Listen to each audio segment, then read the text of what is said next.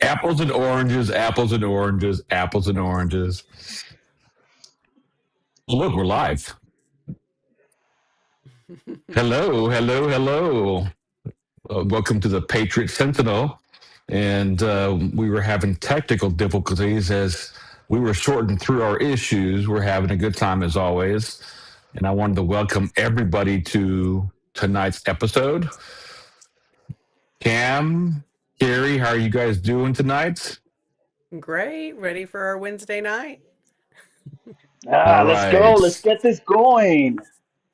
Let's get it on the road. Get it going. Markwayne Mullin is heading to Trump's cabinet, and the fight to fill his open Senate seat is officially on. Plus, we're breaking down the fiery clash, fiery clash. Somebody can't read or somebody didn't type on the teleprompter the right way. I feel like that guy when he reads the teleprompter wrong, and they put everything in backwards or make it so fast. So the fiery clash at his Homeland Security confirmation today, and right here in Oklahoma, where we tackle the number one issue, which is mental health, plaguing Oklahoma families. I'm Rarchar Tortorella. Welcome to the Patriot Sentinel. I want to introduce my co-hosts, Kari and Cam. I know you guys said hi before, but this is your opportunity again to do Groundhog Day. Hello. Hey, Hello, y'all. everyone. I'm Kari Real. I'm Cam. Yeah. You guys know we're live, so you can talk. You look. Hey, you guys can say anything you want, and this is not my show; it is our show. So we have We're we saying. have a massive show. Well, yeah, okay. Now you say it when I'm speaking. So we have a massive show tonight between the Shakeups and we do it again. Between the Shakeups in Washington and the oh my gosh. Okay, you Cam need to raise your hand. Are you done talking? Are we done? Let's start again.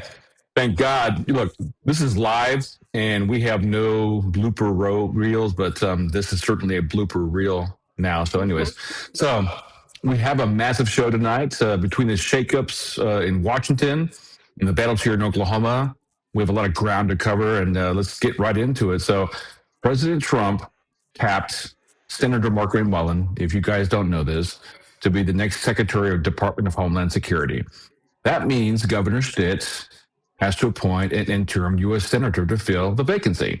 So I just published an op-ed in the paper yesterday, and I made my choice very clear. Harold Hamm is the right man for the job. We are facing an energy situation in the Middle East because of those damn Iranians. And for the next 9 months, I believe the person that can help Trump with his energy agenda is Harold Hamm. So I make the case. I've outlined it. There are a lot of folks that say, yes, he is the right choice. And there are a lot of folks that don't think he is the right choice. So Cam, Kari, I want you guys to weigh in on, is Harold Hamm the right guy for the job? I'll start with you, Cam. I think he's an exceptional. He has an exceptional resume. He knows how to run things. He understands how government works from big to small. And the good thing about Harold Hamm is that he's going to go ham when he gets confirmed. So I'm ready for him to jump in. He has experience. I think this is a great nomination for Oklahoma, in my opinion. Kari, what are your thoughts? You see the pushback online.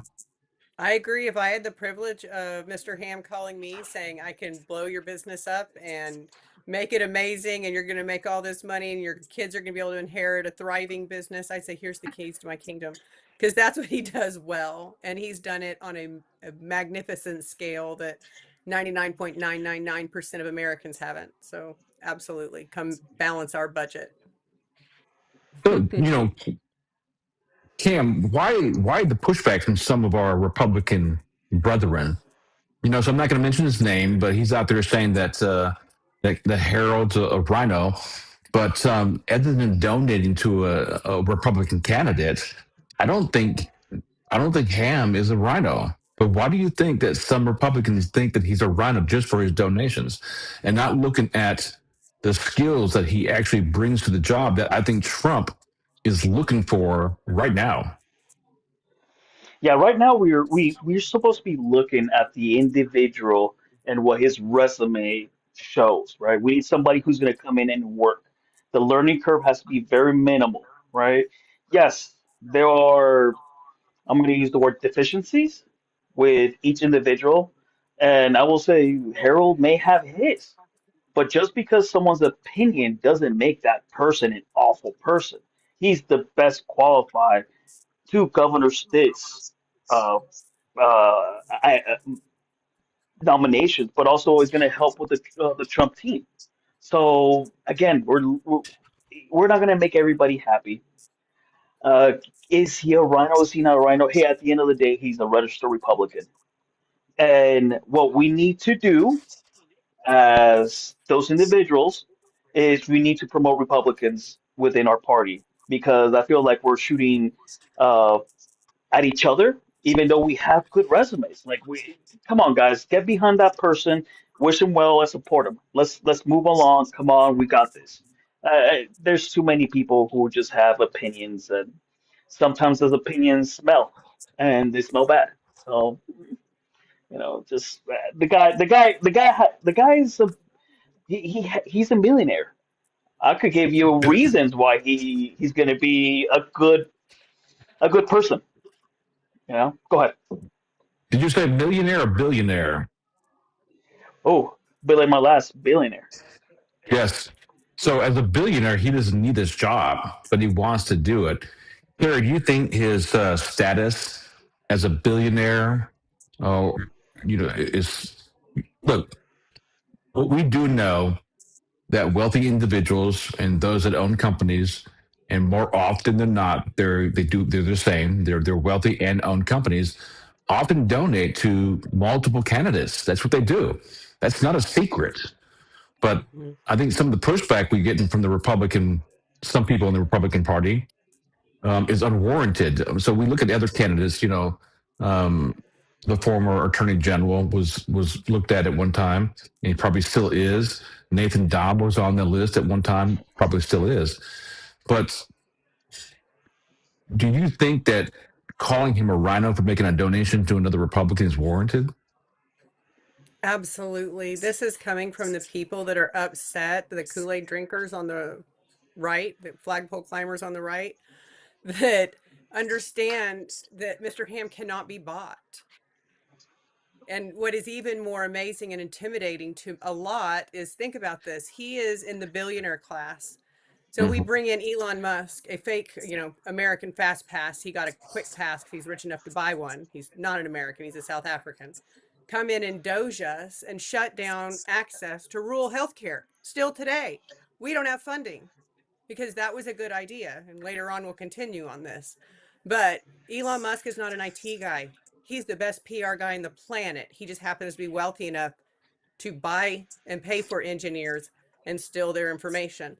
So, what do you think? How fast do you think a man of that same caliber and same financial stature can come in and actually audit our budget, not just a 16th of a budget?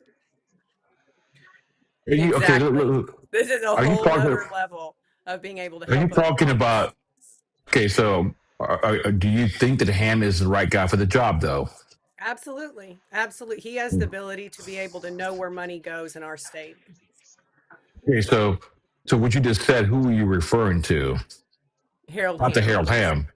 So I think Yeah. Harold Ham has the ability to come in, but look, his job is not to look at the budget in DC. His job is to actually, his job is to represent Oklahoma in the Right. Senate, our values, our Oklahoma values, and we have a crisis. And so the He question I knows where the asked you money was, goes at the top. All of our yeah. So federal leadership stuff. my question is, are the attacks against him? They're few. It's not a major attack, but there are some influential voices that are attacking him and calling him a rhino. but are these attacks against him warranted? No, and that's intimidation. It's the quarter in the Okay. corner, like the deviant teenager that doesn't want to get caught. Okay.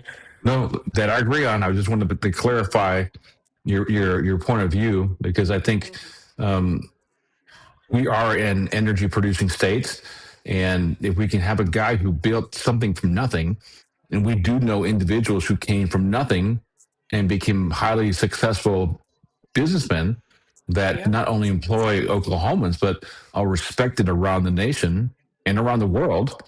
Why wouldn't he be sitting up there for 9 months?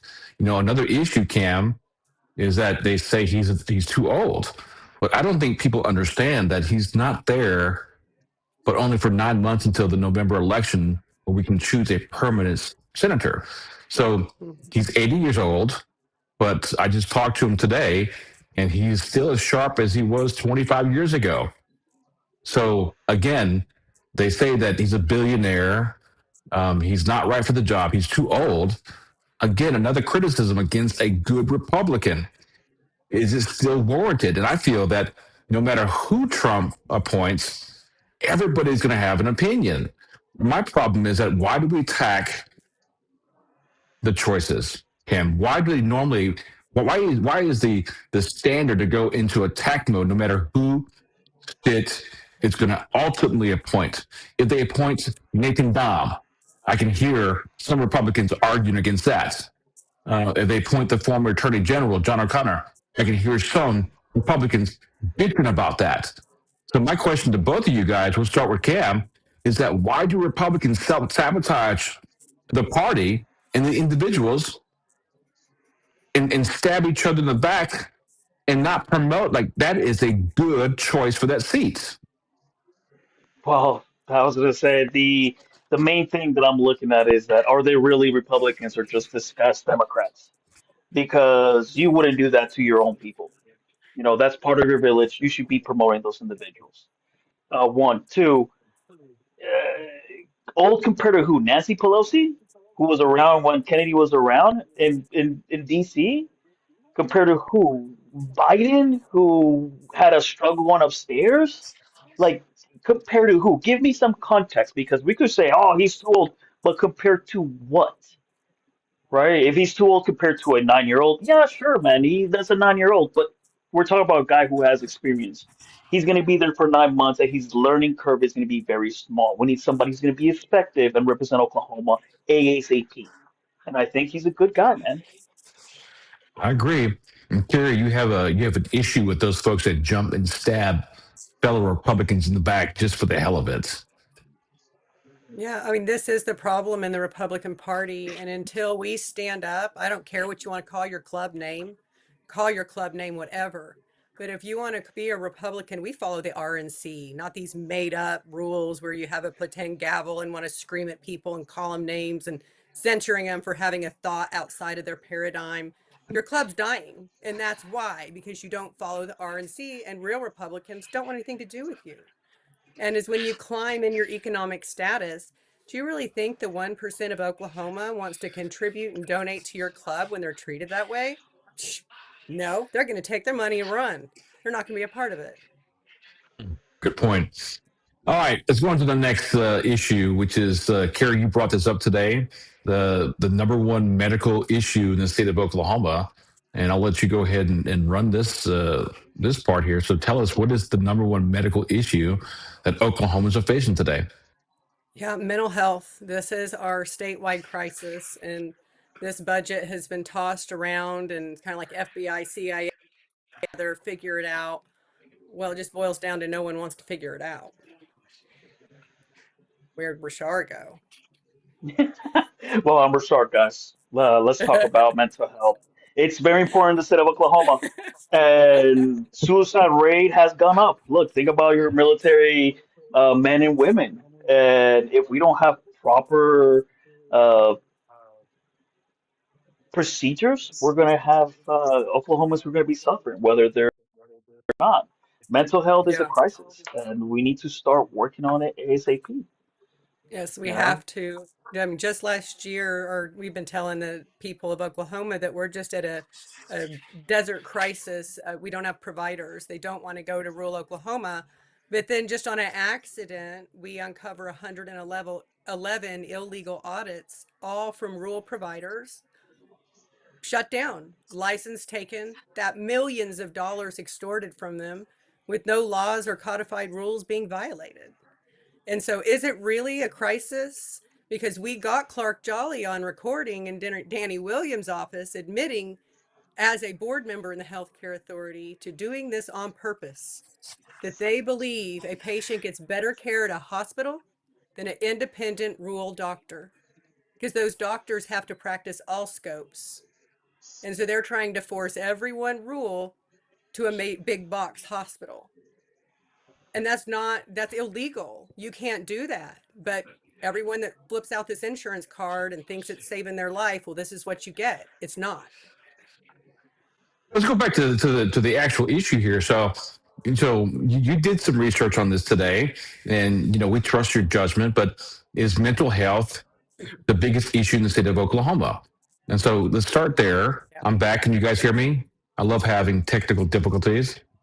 So, Yeah. Kari, how do we deal with the number one issue in the state of Oklahoma, mental health? It affects families, veterans, the homeless population, and affects everybody. So, exactly what constitutes a mental health crisis? Let's, Kari, you're the expert. So, tell us what is a crisis? Why is this a crisis? The crisis is they can't get treatment when our system gets dosed by people that don't understand healthcare. They understand numbers and moving them around and saving money, but they don't understand saving lives in unison. And so you find out now, you want to kill yourself and you go to the ER, they can only hold you for so long waiting on a prior auth from your insurance, and then go home. I'm sorry. Just hold off on that suicide attempt. We'll let you know when your insurance gets approved. It's a real problem. And so there are certain places like St. Anthony's that is forced to pick up the slack. They're having to bring in all these mental health people and pick up the pieces. And it isn't staffed to be able to pick up the state slack. And so now they're having to Mm-hmm. spread out as fast as they can throughout the state. But this is a real problem, not just the average citizen, but our citizens in prison and in jail. It's a whole nother level. There's some stupid law that some crazy person enacted that even if you want to pay your insurance premiums, once you are put in jail or incarcerated, they stop. That benefit stops, even though it's a commodity you're still paying for, like milk. And so that forces us, the citizens, to pay for their health care, which means they don't get much. Here in Norman, Oklahoma, we have I think Red Rock's here for another couple of months before they move to Oklahoma City. But we can walk into any clinic, Norman Regional, and say, I'm having a mental health issue, and they have to take you. So, you know, I've known people who've gone to St. Anthony's and they were sent back to Norman to Red Rock to be evaluated. So I think it's working, Kari, but are you saying that it's That's not not recent, working? Rarchar. That's old. That's old. That is not current information, especially right now with Norman Regional's bankruptcy. No, if you still go into the emergency room and request, look, I, if you go into the They can. emergency It's room called an right now, EOD, and they can only hold what you is for that? so long. Well, at least 3 days, right? And unless your insurance gives a prior auth to hold longer. If they say Okay, no, so then you're released. so you're saying that the reason we have a mental health issue in the state of Oklahoma is that we don't know how to handle mental health issues. Where at the emergency room, between your At doctor, all. your Yeah. I mean, has anyone ever tested your urine to find out your brain chemistry? Because I could do that today and tell you what your brain chemistry is doing. No, you walk in the ER, you say you're depressed. They give everyone Lexapro, Abilify, Spravato, whatever is their top in their stock closet from their pharma rep, and stabilize hmm, them. But what if you're high serotonin and you're having a dopamine norepinephrine problem, which are the same symptoms? I said, try this. Oh, now you want to kill yourself? Now you're a lactating 15-year-old? Well, try this. Instead of pee in a cup, and I could tell you what neurotransmitter is deficit hmm. and just support that. maybe we ought to train our police officers to carry a device where we can test their urine out in the field. Cam, Well, that's we've what I had dealings wanted to with. do with my nonprofit was intervene before booking and test these things. Well, you know what? So look, we talked about this before. You know, you can't send a mental health professional out in the field with the cops to deal with situations like this because their job is to maintain and make sure no one else gets hurt. Now, as far as being tested, you know, police are supposed to take them to the nearest hospital to be checked out. And It if the doesn't happen. hospital, it does happen. That's here in Norman PD You know how many policy. CIT trained officers we have in Norman? That they are trained to identify a crisis. There's seven. Yeah, Seven. that number may be a little low, but I think it's a little higher than that. I think 10. I think we have the most advanced training. Look, we'll find the number We out. I do mean, I could not. be wrong. Edmund does on statistics. Edmund has the best Look, training. these officers who are trained in CIT, they're out with the shift. They're on all the shifts, and They're not on all the shifts, and they're yeah, but look, severely. We don't even have one East Ward 5 that's CIT trained. We only have okay, we two don't know officers that. for the whole ward. Do I do. you know that for sure? Yes, absolutely. I keep Okay, well, my I'm gonna find. officer's cell phone because he can get to my house faster than 911. I'm gonna look. I'm gonna find out if that's true. I mean, I thought we had more than seven Absolutely. officers who were CIT trained, but I think the issue, you're overlooking that most officers, if not all of them, can handle situations. The CIT designation was something I thought to make some people feel good that we have cops that are trained. And it's always good to have cops who are No. trained in CIT. But our Yeah. police officers, I know our police officers, I know them. The majority of our police officers know how to deal with these individuals when they encounter them. They Okay, really is know. it nice? They do. Is it Why nice to did have the Turnkey leave CIT? Cleveland County then? That's totally different. That's a county issue. We It has nothing do. to do with the city of Norman. It's not Yeah. a city of Norman issue. That's a Because they Cleveland were County booking mental issue. health people that shouldn't be there and they couldn't We're treat talking people and apples and medication. oranges, Carrie. That turning point or this company you mentioned worked in the jails. They're not out on the field with Norman PD or more police departments. It's still part of Cleveland County. They're So I think receiving the mental health people that the cops are dropping off and should be vetting properly. after they are examined at Norman They're Regional, not. You've never been arrested, have you? Why don't you take have a tour you? through Cleveland County? We're For not talking real. about Cleveland Do it. County. We're I starting with am. This is what I'm talking Norman. about. This is why Cleveland Turnkey left Cleveland County is That's a lack different of situation. CIT training, lack of mental health support. This is why they left. Our taxpayers can't even afford to pay for the medication for them.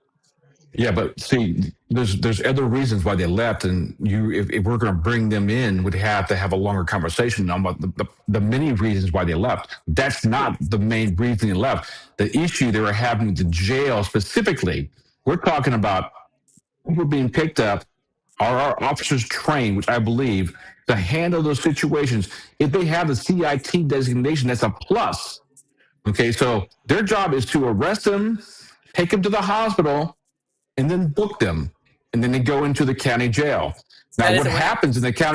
what happens in the county jail is a totally separate situation than what we're talking about. But we'll have this in the next week. This is an interesting conversation because it bears more time because I think it's important, and I know it's important to you. But Cam, let's go Yeah. to you, the veteran in the VA. So I think our VA system, our clinics here in Oklahoma, have are tremendous when veterans walk into the emergency room and claim they're having a mental health issue. Um, it's an upgrade from 10 years ago, and I think we have one of the best clinics system in the nation, which is why everyone wants to come to Oklahoma. But do you think that veterans are often left out because either there are too many veterans who are needing mental health help, or just not enough practitioners to help them? I think it's a combination. I think a lot of times what happens is that when you're a veteran and you big feelings happen and you go to the holding area where you're waiting for uh, your provider, and then you see this old timer who is in a more advanced crisis, you start going, hey, I might want to just not do this because this person needs it more than I do. Because that's what battle buddies do. Even after you get out of the service, you start thinking about your own people around you. So I feel like a lot of times I see that where they just neglect themselves to help the person ahead of them, even though it's part of the same group. Hmm. In the state of Oklahoma, we've advanced tremendously compared to the 5, 15, well, 10 to 15 years ago. When someone had a mental health crisis, hey man, figure it out or go to the eighth floor and let's lock you up and here's your bologna sandwich. Hopefully you're okay. Hopefully. So we have advanced, and I'll be honest. 10 years ago, I was getting $10 an hour to be a mental health technician at an institution, and I would see people from all walks of life. So every single experience I've had with law enforcement was always positive, and I always asked the CIT officer to come in and have a conversation with me.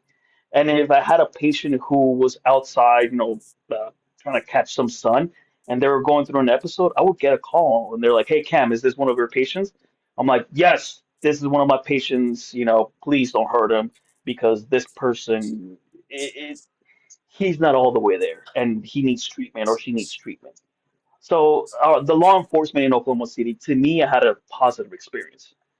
So I know that it goes by city, by county, but I was fortunate enough to be in a good city where Tommy the police Johnson's an department will take care awesome of people. sheriff. He is an Hmm. awesome guy. I mean, Oh, Tommy Johnson. I, Yes, one of the yeah, best. that's the difference of police Best. force is leadership right there. Hmm. And where did Tommy Johnson came from? Where did he come from? I'll give you Norman, hints. Oklahoma City. Norman, Oklahoma City. Norman, why'd he leave? Nor, Oklahoma City. Nor, but Yay. what do you, everyone who He leaves, would look, have he won became for the sheriff sheriff. here, hands down. We don't know that. Okay, so he was a Norman PD officer, and like anybody who wants to advance, they have to leave and go and run for a different position. So it makes sense for him as he was a fine and a great officer here in Norman, but he wanted something bigger, and it's not because he didn't like Norman.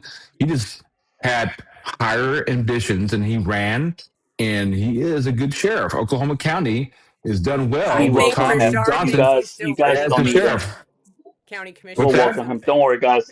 Our win. Don't worry. It's okay. We got the best sheriff in Oklahoma, Tommy You're Johnson welcome, the by the third. way. Let's go. You're Let's you're go. welcome. He is a great sheriff. But go back, Carrie. What are you saying, Carrie? I said What, you're what, not ready for county commissioner. You don't have to drink the Kool-Aid. Norman has a lot of problems that need to be fixed big time, from corruption, political crimes that won't be prosecuted. I mean, on and on and on. Didn't it the seems like Republican we're. sign just get graffitied on Main Street? Did anyone get charged for that? I'm like, we got a lot of problems in Norman. Let's not play. You are look. You're mixing a lot of things in the same situation here, and it's not the same. So everything you said is I think it's valid, but it's not. So let's go back to the Cleveland County Republican office's sign being vandalized. Okay, so that happened in Norman. So why are you Yeah. blaming the police for that, or are you blaming the county sheriff for that? I mean, No, I if they said, did don't, anyone get charged? With all the cameras up and down that street, I can't imagine no one has video footage of who did it. it happened. Maybe it happened at 1 o'clock in the morning. I mean, so we just don't know when it happened. But the fact that no one's charged means that nobody has cameras pointing that way. I mean, is that If plausible? it, No, if I it's Tommy probably Johnson somebody was in too Cleveland important County, to he would have found bring the him to person book. out. Tommy would have found him. Sorry, guys. Oklahoma County. Sorry, we got the best sheriff. All good. Let's go Now Thunder. I want you to look. Let's go back to the other thing you said, Carrie, about county commissioner. So are you promoting a rumor still? I hope you're not spreading a rumor. No, I said you're not running a campaign. Is You it speak rumors the or facts? truth. No. See, you start this shit. Okay. I'm pointing over here to Carrie. All right. Do not start this rumor. We put it to bed, and this is me advocating for the police. This is me advocating for the sheriff. Okay, and this is me advocating for the county in the great state of Oklahoma. I mean, I feel like I'm Markwayne Mullin and you are Rand Paul today, Kari. Oh, That's my rib. We have one more segment left here, but Charla Hildner, I don't know if you guys saw what she had posted, but I'm going to add it to the broadcast. So her thing is that, okay, let's go back to our first segment. And she asked, do you believe the Oklahoma Republican Party should establish a clear boundaries to ensure that those leading the party are aligned with this platform? And if so, what should those boundaries look like? Now, I want to start with Cam first. So, you want to answer her? yeah, I think it should be more rules. If you're going to be in leadership, you should renounce for taking any PAC money or fundraising for other PACs or any fundraisers other than the GOP. I think that should be the main priority. I think that you should be if you're going to be the head of the GOP, you should you should be advocating and doing the commercials and all that stuff, being ahead of the cameras and talking about how great the GOP is. But I'll be honest with you, there's not much progression other than we gotta be more redder than red, and if you're not that red, then you're not a red Republican. So. Carrie, what are your thoughts on what she said and what she asked? Do we I have think to it's have? very simple. We're Republicans. We're not more rules, regs, and laws. We remove the nonsense. That's what Republicans do. So follow the RNC. Follow the rules of the RNC. Epiphany, poof. If you want to be some fringe radical that wants to incarcerate women for crazy crap, go start your own club. That isn't the RNC. It's that simple. Well, I think those guys have their own club. That's all Yeah, they some do, may but they say. hide under the Some Republican guys, is what they some got. may say it's some members of the Republican Party, but to her They point, are she's saying all members of the Republican Party. to Charlotte's point, what she's trying to say is that if 836 had passed, it would begin and signal the end of the Republican Party because everybody would be allowed to participate in a primary, and Texas has a form of open primaries. If you guys watched their primaries from 2 weeks ago, the Democrats had like 2 people running in a district, and the Republicans had like 14 people running in the same district. Mhm. And so, Sounds like Oklahoma. no. Most of those guys running as Republicans, I can guarantee you, talking with my contacts in Texas, were rhinos. They registered to run as Republicans just to tear votes away from the 2 or 3 good Republicans running for that same district. And we dodged a bullet. But should there be clear policies, or at least a threshold of what it is to be a Republican in this state of Oklahoma, that if you're running, what rules do you follow? So what she's asking, I believe, let's go back to the question. She's asking that should we have established boundaries to ensure that those leading the party are aligned with the platform? And I think we do. Let's look at Cleveland County Republican Party. So every candidate that's running for office that wants an endorsement has to look at the county platform, which mirrors the state platform. It's almost identical. Some No, it differences. doesn't. They don't follow it. They Well, don't I'm follow it gonna at do all. that's They not make up that's censors. They not make up okay. rules. That's not my question. Wait, that's not my question. Wait, hang on. So her question. Let's answer her question first. Should anybody in the leadership position, let's start with leadership, adhere to at least 80% of the Oklahoma GOP platform to be a Republican? Let's start there. I Go would to say Carrie. I mean, 100% of the RNC. And the bylaws are the bylaws. And if you don't recognize them, then you're not in the RNC. I don't think you compromise the rules, but I don't think you make them up either. Gail Herbert, about 20 years ago, she told me that the platform was like one page. Now we have pages and pages and pages, and you have to go through it. This convoluted. It's like a Democrat book. It's like, wait, we don't know. Why are we adding? Should we simplify the platform by following what the RNC platform is?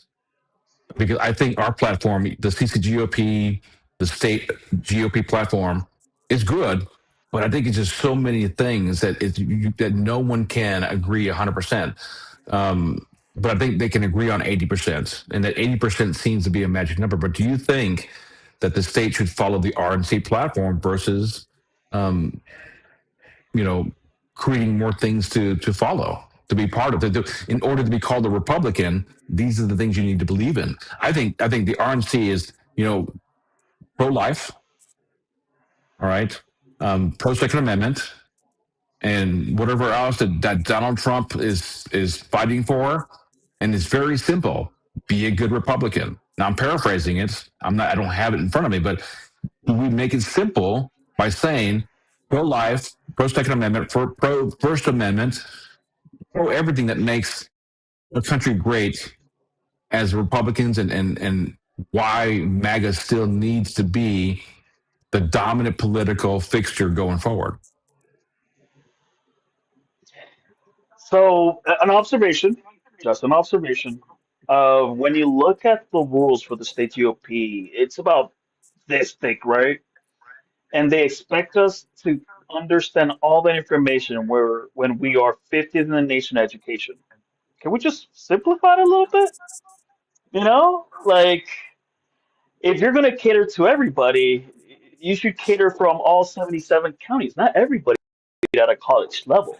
Let's make it simple. Let's make it understandable where the rules are going to be flexible, but at the same time, let's get things going. And I think when you layer so many rules on top of each other, then it's up to interpretation. And then instead of having a discussion that's going to take 2 minutes, it takes 7 years, and then no one wins.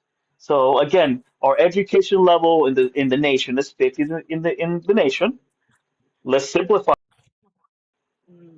a handful. I don't think we need too much. Kind of like the Right. Constitution. The U.S. Constitution is how many articles? And you look at the Oklahoma Constitution. Right. I think the problem is, and Charlotte, she has she's a follow up question, but I think the problem is that most Republicans in the state of Oklahoma would agree that if we agree on 80% of our own platform, then we're good Republicans. But you have the other 20% that will say if you don't agree 100% with the platform, you're a piece of shit Republican. And I think the problem is with the 20% who take that to heart, and instead of finding the 80% that we can agree on, and you've often heard me say this before, they turn traitor on you for the 20% you disagree on. Okay? Everybody I know is But it's not pro-life. even real stuff they turn on you. It's not even RNC bylaws. Look, It's just their own look, personal agenda. look, we are all pro-life. Okay? We are all pro-Second Amendment. We are pro-First Amendment. My issue with the 20% on the fringe is that if you disagree with what they think is important, okay, they will ignore the other 80% that you agree on and attack you for the 20%. And that is the problem with the Oklahoma GOP. Now, it's not everybody. It's not a blanket statement, but I've seen this. Kari, you've seen this. Cam, I I've lived know it. you see this. It's You lived it. ridiculous. And that's not who we are. If Trump was to come down here and look at Oklahoma, he would see it's a red state. He would see we're MAGA. He won all 77 counties 3 times. But he would not know about the internal struggles we face here. And that's self-inflicted wounds because some people do not play well with other people. All right. And sometimes, you just want to go out there in the playground and pick sand in their lunchbox and juice and put gum in their hair because that's what they deserve. But I agree with both of you guys. You both have valid points. So should we make it harder for someone to be a Republican or a good Republican? No. That's what it should be. And I think if we do that, we're setting ourselves for failure. And so I think if you follow the platform, pro-life, pro-Second Amendment, for in 80% of the platform, we're not going to agree on everything all the time. It's impossible. But this path we're going down of disagreeing with somebody. Let's look at Hamm, for example. Okay, we got one person, he's a good guy, okay, but he's criticizing, the endorsement of Hamm for the position because he gave it to another Republican. It's like, who gives a shit? That does not make you a rhino. We have to stop using that label because we disagree with something you did that's I know. insignificant. It's That has schoolyard got to nonsense. stop. Got to stop. Okay, we have to stop that. And the people who do this, you're not bad people. We just hope that you can stop calling people rhinos because you disagree with them. Okay, it's not helping the party. Everyone looks in at us and our own people, and I think Dave Arnett up in Tulsa made it perfectly. I mean, he said it in simplest terms that that Democrats they shake their opponents' hands at the Democrats, but Republicans stab each other in the back.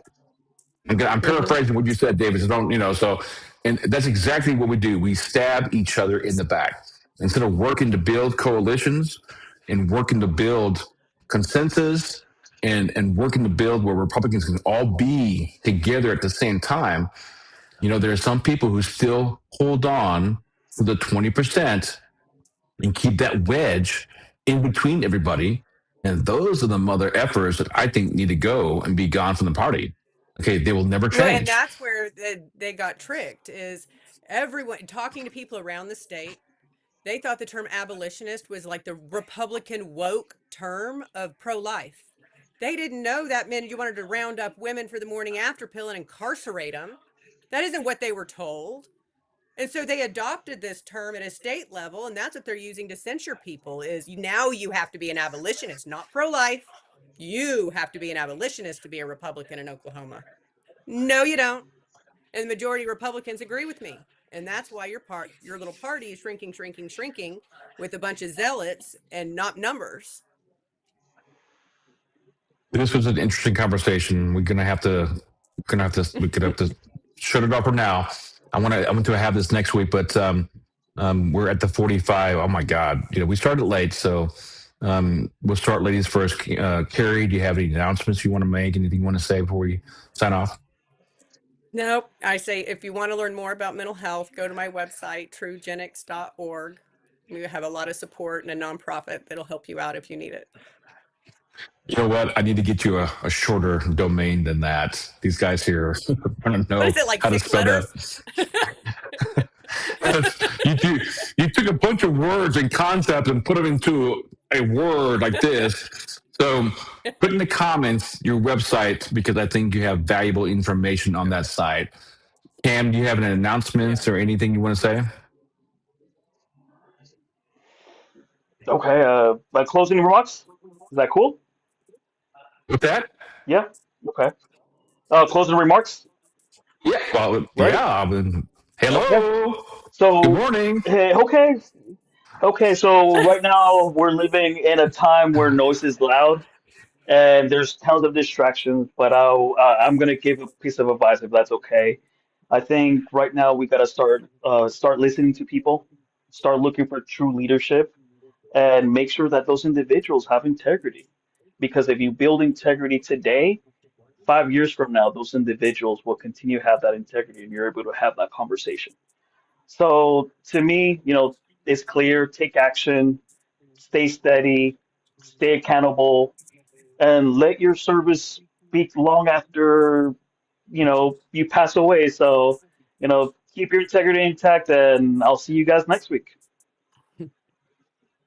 I want to thank Kari and Cam for tonight. And the final word is that as Republicans, we all should work together because we are working for the common good.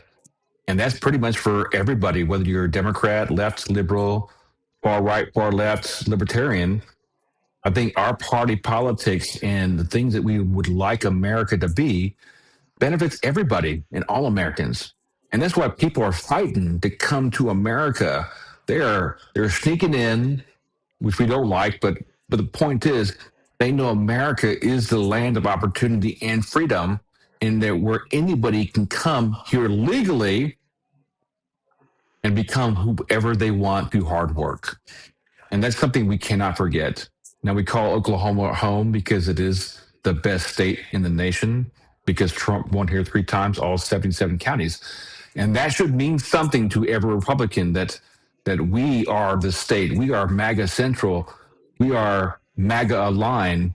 And But in order for us to achieve what we can be as a state, we got to stop the fighting and the distractions, because ultimately, if we don't pay attention to those small issues, then we will ruin ourselves in the future. And that's something that's cognizant on everyone's mind, on mine. How do we navigate this? And I think what Cam said, what Kari said, but I think we have to go back to Ronald Reagan, the greatest Republican. I mean, we can say in our lifetime, but I was maybe 4 or 5 years old, where he said that, his 11th commandment, thou should not speak ill of fellow Republicans. And I think we need to live that. And if you can't keep your opinions to yourself, negative opinions, then I would tell you to shut the hell up. All right. Shut your pie hole. Stop ruining things for people. You can disagree with them, but don't make it an issue, and stop using the term rhino.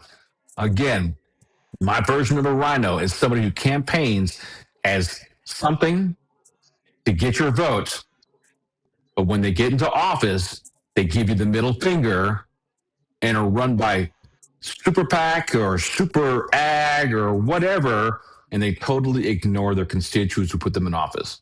That's my term and my definition of a rhino. And with that, I want to thank everybody for showing up tonight. We started late. It's the way it goes.